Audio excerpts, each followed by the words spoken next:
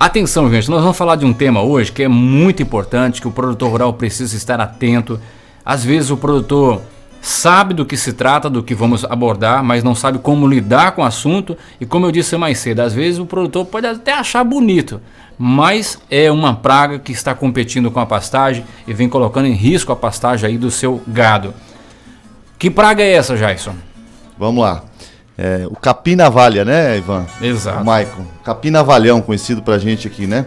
É uma praga que é originária da nossa região mesmo, né, Ivan? Ela se adapta muito bem nessa região extremamente quente e úmida, e quanto mais úmida para ela, melhor, certo? Nós estamos aqui no grande baixão do Rio Juruena, e essa praga está presente em todas as localidades, todas as regiões que a gente passa, principalmente nos baixões dos corichos das regiões encharcadas, viu, Ivan? Ô Jason, ela é comum então aqui na nossa região? É comum, ela é nativa da nossa região, exatamente. E qual que é o problema, né? Como ela é comum da nossa região, ela é extremamente adaptada à nossa região, né? Uhum. Sabendo que nossas pastagens, elas são todas exóticas, né? Que significa? As pastagens vieram de outro lugar. Por exemplo, a maioria dos nossos capins que nós temos hoje, eles são originários de algum lugar da África, por exemplo, né? Tanzânia, Quênia e tudo mais. A gente sabe que é o nome de lugares que se dá, que se tem lá nesse continente ao qual nossas pastagens vieram, né? Brisanta e tudo mais. Então, é uma competição, digamos que muito acirrada entre as gramíneas que a gente quer cultivar na propriedade e a gramínea que a gente não quer na propriedade. Ao exemplo do capim-navalha. Temos outros problemas também, né, Ivan? Maicon, aí você está na região aí também de pastagem, você sabe melhor do que a gente, que também tem, por exemplo, exemplo do capim, até o nome feio, capeta, ou conhecido como capim-PT também, que é o barba de bode. Também grandes problemas tem causado para as pastagens e eu tenho esse privilégio de estar na agricultura e na pecuária também, através do grupo do Grupo Brilhante, nosso saudoso Hermes Bergamin aí, que deu a oportunidade da gente trabalhar em todos esses aspectos. E dentro do próprio grupo, viu, Ivan, foi um dos primeiros desafios que nós encaramos para ajudar o grupo a melhorar as condições de pastagem.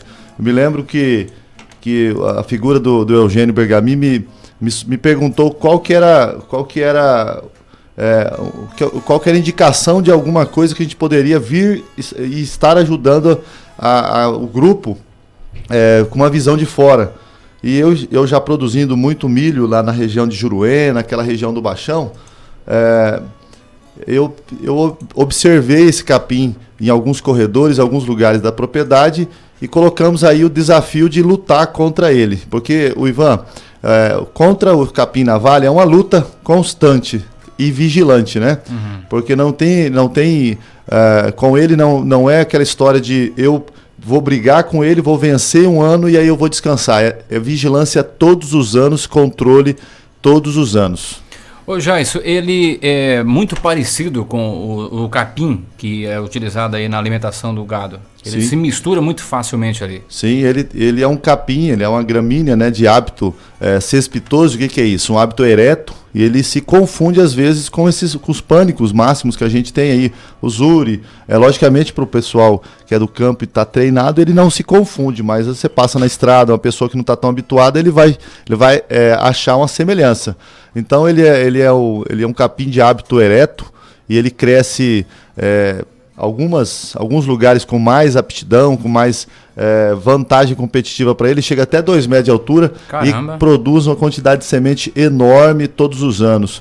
Produz aí por inflorescência, né, da touceira, até 3.000 sementes por inflorescência, podendo produzir de 2,5 a 3 inflorescências por ano, se tiver água, logicamente. Caramba, hein? Diga lá, Maicon. Ô Jason, você falava ainda sobre a origem desse capim, né?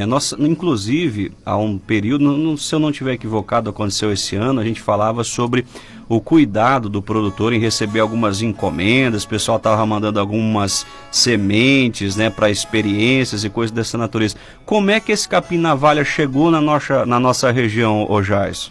Ô, Michael, excelente. Então, como ele é originário da nossa região, ele foi se desenvolvendo assim como as outras espécies que aqui estão, né? É questão dele ser nativo. Como ele dissemina para todas as outras áreas que ele não estava de fato presente. Ele dissemina através do trato digestivo de animais, certo? Através de maquinário, caminhões. Haja visto que ele possui uma semente diferente do capim PT que nós falamos. Ele tem uma semente pesada e ele costuma formar um banco de sementes muito próximo aonde ela é formada, se não tiver transporte de animais. Como que ele é transportado por animais? Através do trato digestivo. Porque, por exemplo, os equinos, Maicon, os cavalos, os animais de tropa, eles gostam muito de passar na toceira do capim navalha e dar uma bocanhada naquela panícula, nas sementes e botando para dentro. Só que ele vai chegar em algum lugar e a maior parte dessas sementes elas não vão ser mastigadas, né, destruídas, e não vão sofrer o processo digestivo que anulem, que extermine o embrião ali.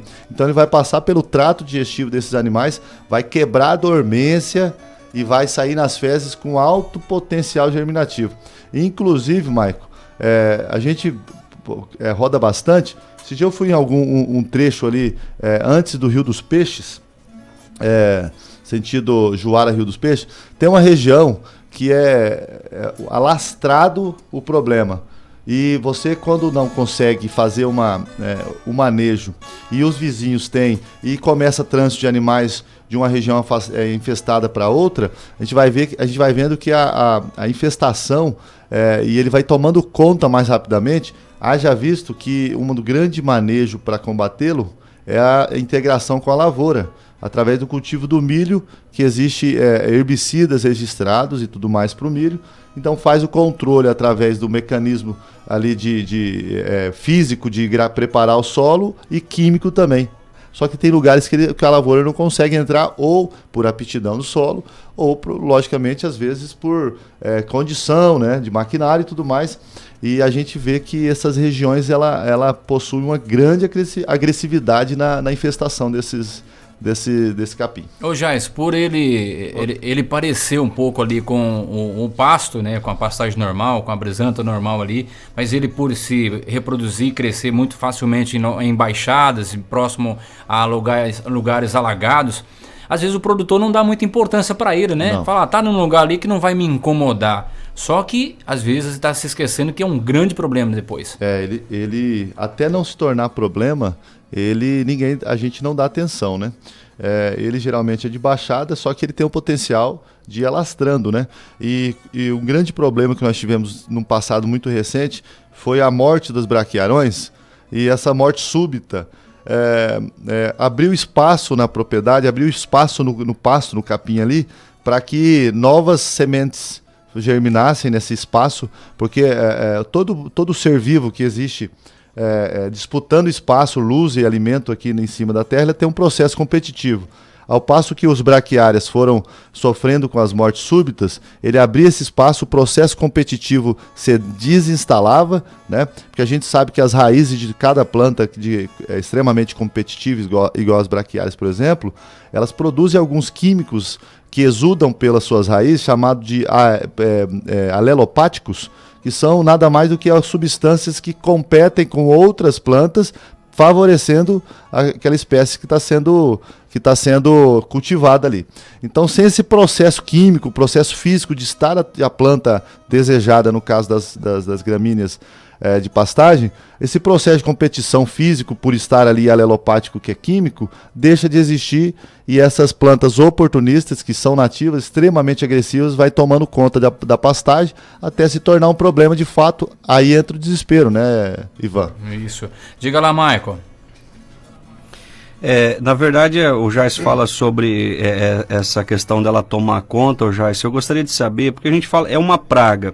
Quais são os danos que ela traz? O animal que é solto nessa pastagem, ele não se alimenta desse capim-navalha? Como é que funciona isso, Jais? Então, os danos que ela traz. Primeiro, ela vai competir por espaço de uma forrageira de qualidade, né? Porque o capim, os capins braquiárias, os pânicos e todo mais, são capins desejados, que têm a quantidade de fibra, nutrientes, proteína ali, desejado, né? Um pouco mais na chuva, um pouco menos na seca, mas é aquele alimento dos animais que nós desejamos que esteja ali, né? Fazendo superfície do nosso pasto.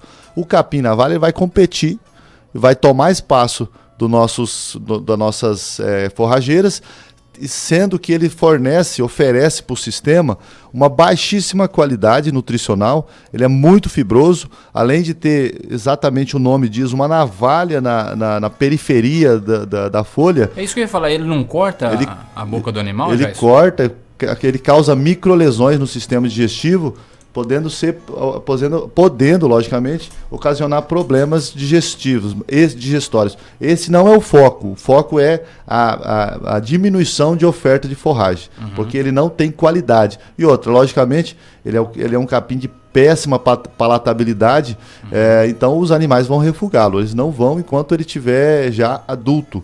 Os animais até pastejam ele quando está novinho. Inclusive é uma medida que alguns produtores eu já vi fazendo. A gente tem essa experiência de ver produtores passando a roçadeira para provocar rebrota para a vacada, para os animais tentar aproveitar um pouco da situação ali. É correto fazer isso? O correto é não acabar com ele. Exatamente. A gente sabe que o correto é muito difícil, né? Quando a gente trata de fazenda, de campo, sítio, a estrutura é muito grande, a superfície é grande, cuidar de pastagem não é igual cuidar de um quintal, que é pequeno. A gente sabe da dificuldade, só que o ideal é não ter ele. O ideal é batendo nele, combater. Por enquanto, a gente não tem estratégia e estrutura suficiente para fazer dele um recurso aproveitável. Esses dias atrás, a gente descobriu que existe um bacilo diferente no mercado para fazer silagem, que ele consome a celulose um pouco mais do que os tradicionais, os aminolíticos, celulolíticos. Então, tem estudos levando o capim-navalha para silos, inoculando esses bacilos que consomem a celulose, celulolítico, para ver se consegue trazer esse problema uma solução. Não temos resultado ainda que eu conheço. Ô Jaisso, num sistema onde já temos aí a cigarrinha incomodando, temos outras pragas, né? Você falou do capim-PT também, agora o capim-navalha. Não é fácil o produtor lidar no dia a dia com esses problemas da pastagem e por isso que é importante ele agir quando... No começo do problema ali. Exato. Na questão desses dois capins aí, há algum produto para ser utilizado para combatê-lo também? Já existe algum no mercado? Sim. A estratégia são usar produtos e principalmente o manejo cultural. Primeiro eu vou falar do manejo cultural, que é o mais eficiente e o mais próspero na fazenda, e depois nós vamos para os produtos. Manejo cultural. Nós usarmos a natureza, as vantagens competitivas de cada variedade de capim para nos ajudar, né? A gente tem a natureza ali trabalhando ao nosso favor. Então essas vantagens competitivas a gente precisa primeiro entender o sistema, entender a característica de cada variedade de capim, de cada espécie, para nos ajudar a combater e fazer uma frente competitiva a essa infestação do navalhão. Na propriedade a gente consegue fazer um mapa mental da propriedade, todo produtor sabe disso, que a gente tem uma parte mais seca, chamada de sequeiro, e a gente tem as partes mais úmidas e molhados, né, que é as partes encharcadas. A gente já falou que esse capim gosta dessa parte encharcada, então nós vamos procurar colocar nessa parte encharcada capins que sejam aptos, que tenham aptidão de se desenvolver com agressividade nessas regiões encharcadas.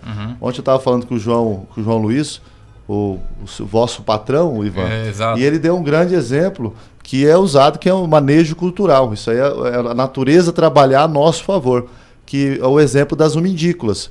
Se nós quisermos formar beirada de corichos, brejos, regiões encharcadas, a gente vai ter uma forma com capins braquiárias, capim pânico muito agressiva, rápido e uma morte, um reestabelecimento da cultura defasado. Vai começar a abrir a touceira, abrir espaço e o capim navalha oportunista vai tomar conta. Então, entrar com variedades, principalmente os umidícolas, para que o processo físico de competição seja instalado ali e ela trabalhe a nosso favor, abafando, tomando conta, rodeando essas touceiras. Como usar os produtos defensivos, como se trata de um capim que está aí às margens de rios, nascentes e baixadas, como é que se usa esses defensivos já? Isso é um problema daí? Um problema. Tanto é que é um problema que a Embrapa já nos ajuda com pesquisas a desenvolver 2 ferramentas que nós vamos falar depois. Primeiro, um produto muito básico de uso geral, o glifosato, que está sendo tão bombardeado pela mídia aí, né?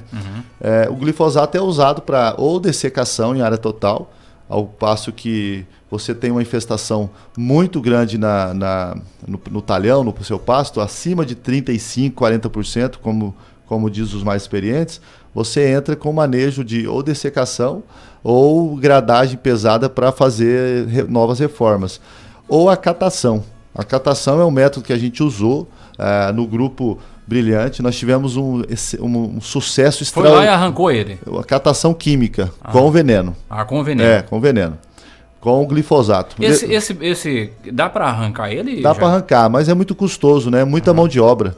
Principalmente se tiver uma área já grande tomada ali. Não dá conta, Ivan. Grandes propriedades, a catação que é física ali, arrancar é difícil. Muito difícil. Agora, a catação química, que através de jatos dirigidos ou a enxada química, que é a lambi-lambi, que a Embrapa lançou, que é uma corda na ponta embebida de glifosato líquido, encharcada, e você passa essa estrutura aí embebida só na touceira e vai matando ela. Nós tivemos grandes êxitos, Ivan, porque você vai começando a raliar ela. E tem que começar a bater nela, né? Então, a catação naqueles lugares que a pastagem está exuberante, está boa, você não quer intervir, você vai fazer a catação. Se for a braquiária, ela vai tentar fechar. Se for o umidícola, ela vai tentar fechar. Se for pânico, você vai fazer a catação, vai surgir aquelas reboleiras sem capim no meio das pastagens, principalmente nas beiras de brejo. Só que uma coisa que a gente falava no grupo era sempre assim: eu prefiro ter uma reboleira aberta com uma folha larga e depois passar um folha larga e limpar, com a possibilidade da minha massa de capim produzir semente e ir lá e tampar essa reboleira, do que ter uma não reboleira com navalhão. Então, navalhão é extremamente perigoso. Então, esse é um produto, o glifosato, Ivan. Tem outros produtos que é específicos e até não tem registro para ele, é muito usada, que no caso da atrazina, que funciona muito bem na integração lavoura-pecuária. Você faz uma gradagem, o banco de semente vai nascer, então você, junto com a semeadura do milho, você faz uma aplicação em pré-emergência dessas plantas invasoras. A atrazina ela vai conseguir aniquilar boa parte da sementeira mesmo antes dela nascer. É um princípio ativo isso aí, ela é registrada para o milho.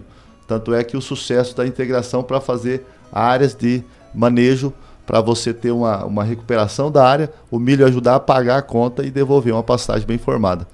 E também o imazetapir. Esse é um princípio ativo que você consegue aplicar na pastagem com uma dosagem X, e você não matar a sua pastagem, dependendo, alguns pânicos é mais sensível, as braquiárias nem tanto. Então você vai aplicar na sua pastagem. Eu tenho um manejo o seguinte: eu faço catação em pasto velho com glifosato, que é mais barato. Nós aqui no grupo fazemos isso. Uma catação nos pastos mais antigos e menos novos, com glifosato. Vamos limpando esses pastos, porque o pasto bem nutrido ele tende a se formar de novo. Calcário e adubo por cima, se tiver uma população de plantas ideal, você consegue restabelecer. Qual dosagem por hectare? O ouvinte já está perguntando já isso. Olha, o imazetapir a gente já chegou a aplicar até 11 litros por hectare. É uma aplicação muito cara. Né? Por bomba costal, 600 a 800 ml por bomba de 20 litros, certo? Então, dependendo da sua vazão do jatão, você vai calcular a dosagem. É uma aplicação cara, é por isso que a gente faz em áreas de pastagem reformadas. Você vai lá, reforma a pastagem, seja o problema navalhão ou baixa produtividade, então a gente entrega a pastagem reformada, e a hora que vai aparecendo aqueles pezinhos de navalhão, porque o manejo é eficiente, mas não elimina totalmente do sistema, a gente vai e aplica o imazetapir, que é específico justamente para não judiar da pastagem recém-formada.